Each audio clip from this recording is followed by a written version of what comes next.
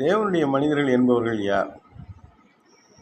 தேவனுடைய சிந்தையில் இருக்கிறவர்கள், தேவனை குறித்து சிந்திக்கிறவர்கள், தேவனுடைய ராஜ்யத்தை குறித்த நோக்கம் உள்ளவர்கள், தேவனுடைய இருதய விருப்பத்தை நிறைவேற்றுகிறவர்கள், தேவனுடைய ராஜ்யத்தை பூமியில் ஸ்தாபிக்க விரும்புகிறவர்கள், எல்லா மக்களும் நன்மைகளை பெறவும் நித்திய ஜீவனை பெறவும் விரும்பி ஜெபிக்கிறவர்கள், உழைக்கிறவர்கள், எந்நேரமும் தேவ சன்னிதானத்திலே வாசமாய் இருப்பதை விரும்புவார்கள், தேவனுடைய பிரசன்னத்தை நோக்குவார்கள், தேவ மகிமையை அணிந்து கொள்ள விருப்பப்படுவார்கள், உலக போக்கோடு உலக மனிதர்களோடு இருக்கிற ஐக்கியத்தை குறைத்து தேவ பிள்ளைகளோடு நேரத்தை செலவழிக்கவும் அதிலும் அளவாக நேரத்தை வைத்துவிட்டு மிகுதியான நேரத்தை தேவ சமூகத்தில் செலவு செய்ய விரும்புகிறவர்கள் தேவ மனிதர்கள். முக்கியமான ஒரு தேவ மனிதர், கர்த்தருக்கு ஸ்தோத்திரம், முக்கியமான ஒரு தேவ மனிதர் எலியா.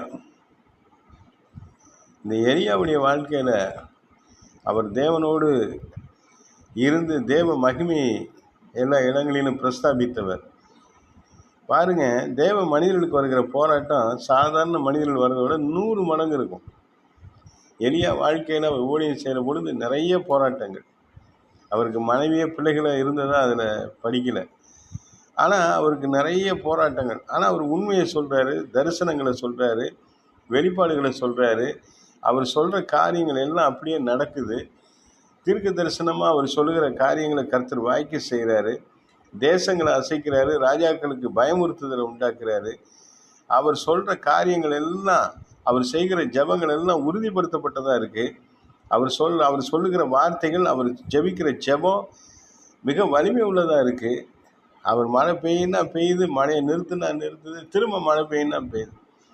கர்த்தர் இவருடைய வார்த்தைகளை கனப்படுத்தும்படியாக இருக்கிறார். அப்போ இந்த எலியா என்ன செய்கிறாருன்னா, கர்த்தருக்காக மிகுந்த பக்தி வைராக்கியமாக இருக்கிறார். நீங்கள் வைராக்கியம் இல்லாத மக்களை விட்டு நீங்கள் விலகுங்க. கர்த்தர் மேலே பக்தி வைராக்கியம் இல்லாத மனிதர்கள்ட்ட அதிக நேரம் நீங்கள் செலவு செஞ்சீங்கன்னா உங்களுக்கு இருக்கிற ஆசீர்வாதங்கள் தடைபடும்.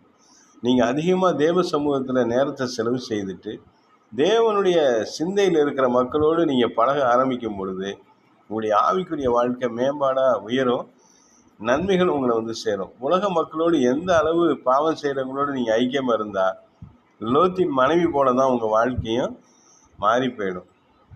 ஒன்றுமில்லாத வாழ்க்கையாக போயிடும்.